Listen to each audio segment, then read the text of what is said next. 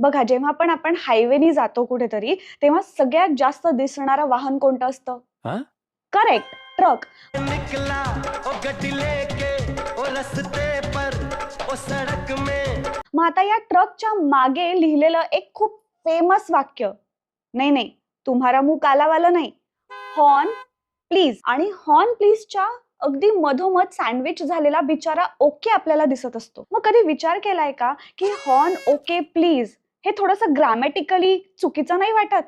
याचा काय बरं अर्थ असेल? याच्या मागे एक रहस्य आहे आणि तेच मी तुम्हाला आज सांगणार आहे. त्याकरता आपल्याला जावं लागेल इतिहासात दुसऱ्या महायुद्धाच्या पानावर. जेव्हा दुसरं महायुद्ध सुरू झालं तेव्हा सध्या जशी तिसऱ्या महायुद्धाची परिस्थिती आजूबाजूला दिसते एकंदरीत, आणि पेट्रोलचे भाव वाढलेत, इंधनाचे भाव एकंदरीतच वाढले आहेत सगळ्या प्रकारच्या, तशीच सिच्युएशन त्याही काळी होती. दुसऱ्या महायुद्धाच्या वेळेस पेट्रोल आणि डिझेल यांचे भाव वाढले तर होतेच, पण याचा तुटवडा फार मोठ्या प्रमाणात जाणवत होता. तेव्हाच्या काळी ट्रक हा सगळ्यात मेन ट्रान्सपोर्टेशन रिसोर्स होता. हे ट्रक चालवायचे कसे? केरोसिन वापरलं जायचं हे ट्रक चालवण्याकरता. आपल्याला सगळ्यांना ही गोष्ट तर माहितीच आहे की केरोसिन किती इन्फ्लेमेबल असतं. अशा परिस्थितीमध्ये अपघात टाळण्याकरता ब्रिटिशर्सनी काय केलं की ट्रक्सच्या मागे एक वाक्य लिहिलं, हॉर्न प्लीज ऑन केरोसिन.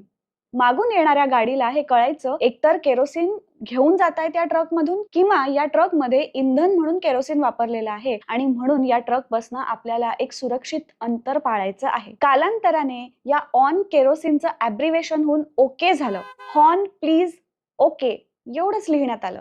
पण तरीही लोकांना कळायचं की ओके म्हणजे ऑन केरोसिन. महायुद्ध संपलं, सगळं सुरळीत झालं, डिझेल पण मिळायला लागलं, पेट्रोलही मिळायला लागलं, मग तरीही हे ओके का बरं? आता सध्या गडकरीजींनी आपले महामार्ग इतके सुंदर आणि प्रशस्त केलेत की काही प्रश्नच नाही. पण 18व्या 19व्या शतकात हे जे महामार्ग होते ते अत्यंत अरुंद होते, त्यामुळे ओव्हरटेक करायला फार कठीण जायचं. ओकेचा वापर केला गेला.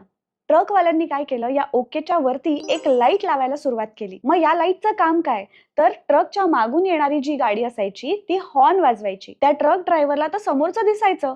मग जर रस्ता समोर क्लिअर असेल तर त्या ट्रकच्या मागच्या ओकेचा लाईट लागायचा. तो लाईट लागल्यावर या गाडीला कळायचं आपण अगदी सेफली ओव्हरटेक करू शकतो आणि ती गाडी ओव्हरटेक करायची. तर या ओके बाळाचा इतिहास असा आहे. मला खरं खरं कॉमेंट्स मध्ये सांगा, हे तुम्हाला माहिती होतं का? हा व्हिडिओ तुम्ही नक्कीच शेअर कराल, मला खात्री आहे. अशाच इंटरेस्टिंग गोष्टी ऐकण्याकरता मला फॉलो नक्की करा.